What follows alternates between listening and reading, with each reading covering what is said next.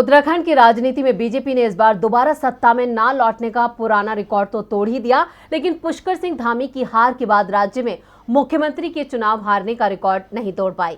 यहां तक कि उसके सामने एक साल में चौथी बार सीएम चुनने की बड़ी चुनौती है। वहीं पद की चाहत में कई नेताओं ने दिल्ली की तरफ दौड़ लगानी शुरू कर दी है, लेकिन बीजेपी उस नाम पर मंथन कर रही है जिससे पार्टी में कलह छिड़ सकती है।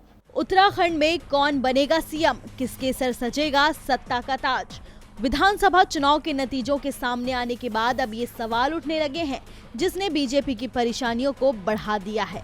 क्योंकि चुनाव से पहले धामी के नाम का ऐलान कर पार्टी ये सोच रही थी कि एक बार फिर वो उनके कंधों पर राज्य की जिम्मेदारी सौंपेगी, लेकिन चुनावी नतीजों में धामी ने बीजेपी की चमक तो बढ़ा दी मगर अपनी धाक नहीं जमा पाए। उनकी हार के बाद नए सीएम को लेकर चर्चा तेज हो गई है।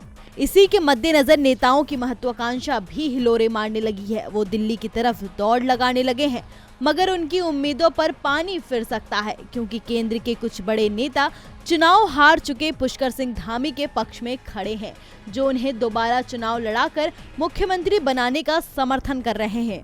इस बीच खुद धामी भी इशारों में अपनी दावेदारी पेश कर रहे हैं। उन्होंने कहा कि मैं अपनी सीट पर अपने क्षेत्र में कम जा पाया, कम समय दे पाया। मुझे सरकार लाने की जिम्मेदारी दी गई थी, मैंने कभी किसी पद की मांग नहीं की। मुझे जो जिम्मेदारी दी गई थी उसे मैंने पूरा करके दिखाया। वहीं कई विधायक भी खुलकर धामी को अपना समर्थन जता रहे हैं। रुड़की से विधायक प्रदीप बत्रा ने कहा कि अगर राष्ट्रीय नेतृत्व पुष्कर सिंह धामी को मुख्यमंत्री बनाते हैं तो वो उनके चुनाव लड़ने के लिए अपनी रुड़की सीट छोड़ने को तैयार हैं और रुड़की विधानसभा से धामी को 20,000 से अधिक वोटों से जीत हासिल कराएंगे। ये समर्थन धामी को सुकून देने वाला है, लेकिन आखिरी फैसला तो केंद्रीय आलाकमान ही करने वाला है। एक कार्यकाल में 3 मुख्यमंत्री बदल चुकी बीजेपी इस बार कोई ऐसा चेहरा देना चाह रही है जो 5 साल तक मुख्यमंत्री का कार्यकाल पूरा करे, मगर इस बार चेहरे का चुनाव करना उसके लिए एक बड़ी चुनौती होने वाली है। डीबी लाइव की रिपोर्ट।